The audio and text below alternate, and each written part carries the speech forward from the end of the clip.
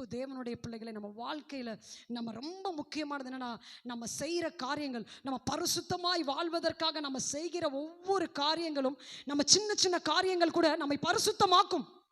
நம்ம சில காரியங்களிலிருந்து நம்மளை பரிசுத்த ஆண்டவர் இதே மாதிரி தான், ரட்சிப்பு மாதிரி தான் பரிசுத்தமும். ஆண்டவர்கிட்ட போய் சேர்ற வரைக்கும் நம்ம பரிசுத்தமாகிக்கிட்டே தான் இருக்கணும். ஏன்னா பரிசுத்தம் வாழ்க்கையில் ரொம்ப முக்கியமானது.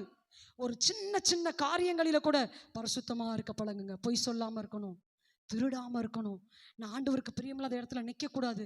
இதெல்லாமே உங்களை பரிசுத்தமாக்கும். நீங்கள் சின்ன சின்ன காரியங்கள் ஒன்று எதெல்லாம் நீங்கள் ரெஸ்ட்ரிக்ட் பண்ணுறீங்களோ ஆண்டவருக்காக, அதெல்லாம் உங்களை பரிசுத்தமாக்கும். அதெல்லாம் என்ன தெரியுமா உங்களுக்கு கொண்டு வரும்? இப்படி நீங்கள் வாழ்கிறதே உங்கள் வாழ்க்கையில் உங்களுக்கு ஆசீர்வாதங்களை கொண்டு வரும். பணம் உங்களுக்கு கொண்டு வரும். நீங்கள் நினைக்காத பிளெஸ்ஸிங்ஸ் எல்லாம் அது உங்கள் வாழ்க்கையில் கொண்டு வரும்.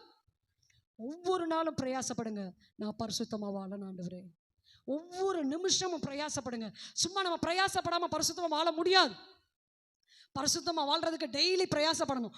கொடுக்கப்பட்ட வேலைகளை காட்டிலும் மிகவும் முக்கியமானது நீங்கள் தேவ சமூகத்தில் பண்ணுற இன்வெஸ்ட்மெண்ட்.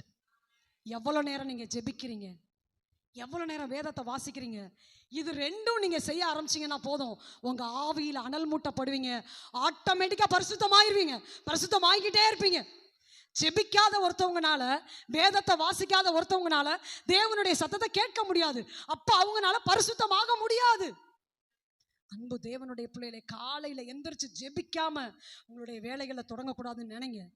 ஃபர்ஸ்ட் இதை பண்ணீங்கன்னா, இதான் உங்களை குறித்து வச்ச நோக்கம்.